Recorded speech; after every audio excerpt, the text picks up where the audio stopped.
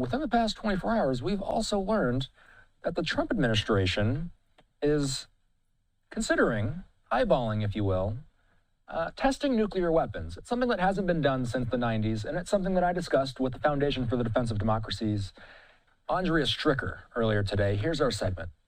Take a look. We're hearing from Fox News Pentagon correspondent Jennifer Griffin about the idea of President Trump wanting the U.S. to start testing nuclear weapons again. This is something we brought you late last night when the story broke. She says the president says he wants the U.S. to start testing again, which would be in breach of comprehensive test ban treaty, and it would allow China and Russia to catch up.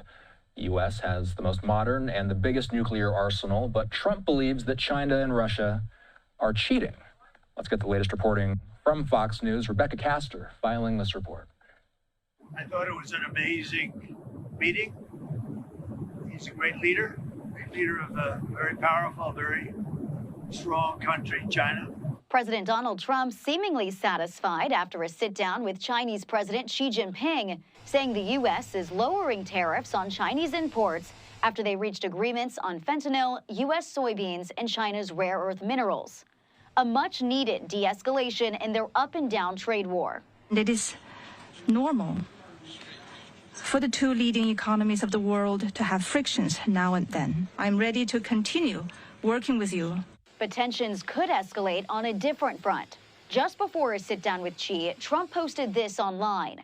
Because of other countries testing programs, I've instructed the Department of War to start testing our nuclear weapons on an equal basis. If they're going to test, I guess we have to test. North Korea is the only known country to test nuclear weapons over the past 2 decades.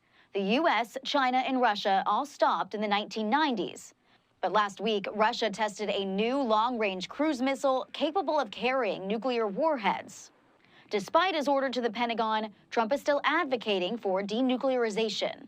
It's something we are actually talking to Russia about that, and China would be added to that if we do something.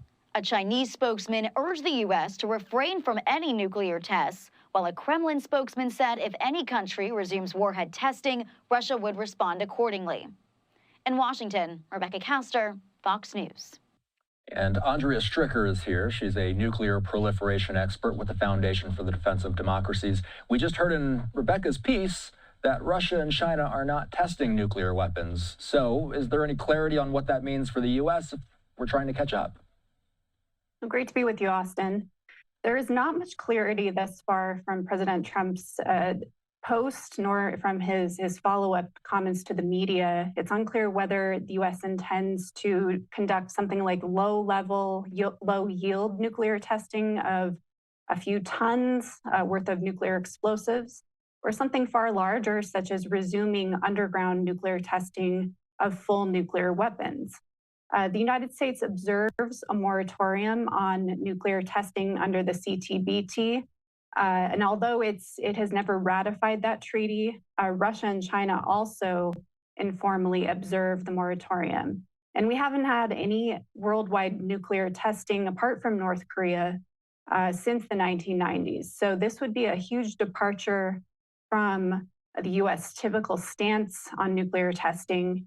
And so we do need more details to find out what would actually be gained from opening this Pandora's box, potentially.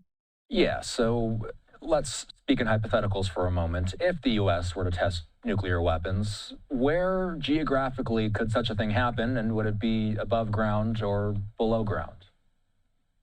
Under the treaties that the U.S. adheres to, we don't conduct any above-ground testing nor atmospheric testing or anything in space or in the sea. So they would really be looking at the old Nevada test site and conducting an underground nuclear test. And again, they may be looking to do something like low-yield testing, which the administration, successive U.S. administrations, in fact, have accused Russia and China of conducting. So they accuse them of not adhering very strictly to that CTBT moratorium, which requires no yield nuclear testing. So only like supercomputing and very low level limited testing that doesn't create a chain reaction. And so it does remain to be seen whether this resumption in any kind of nuclear testing would in fact spur China to conduct more testing. It's attempting to grow its nuclear weapons arsenal substantially and has only conducted under 50 nuclear weapons tests in its entire history, whereas Russia has conducted more than 700 and the US has conducted more than 1,000. So China stands to gain a lot of information from any resumed testing, should they be so motivated.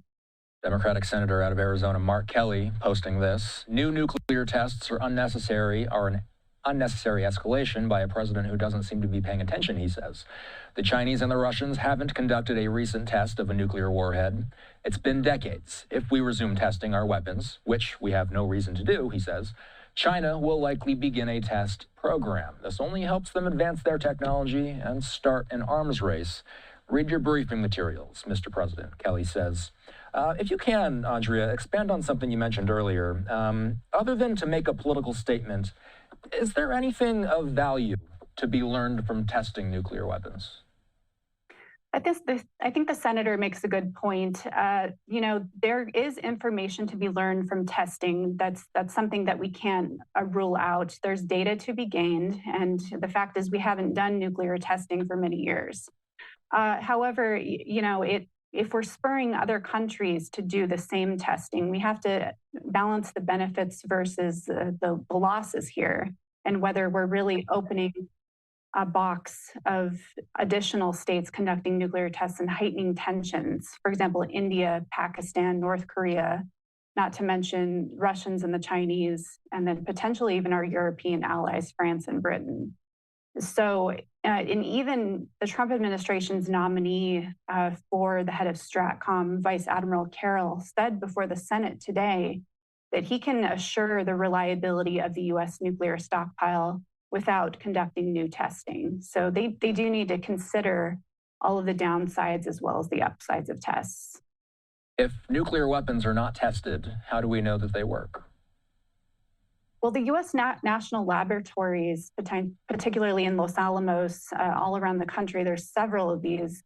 They use supercomputers and very limited what's called zero yield testing that doesn't create a chain reaction with the nuclear material to assure the reliability of our nuclear deterrent. So we know that the weapons will function.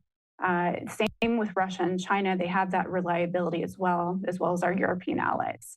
So if we do decide to test, there are a whole downside of benefits, of negatives that we have to consider. The FDD's Andrea Stricker joining us tonight. Always good to see you. Thanks. Thanks for having me.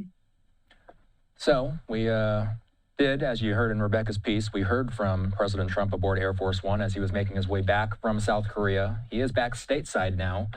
The president speaking aboard Air Force One, defending his social media post suggesting that the U.S. could resume nuclear testing, saying that America, quote, has more nuclear weapons than anybody and should act if other nations continue their tests. Let's take a break. Our coverage continues.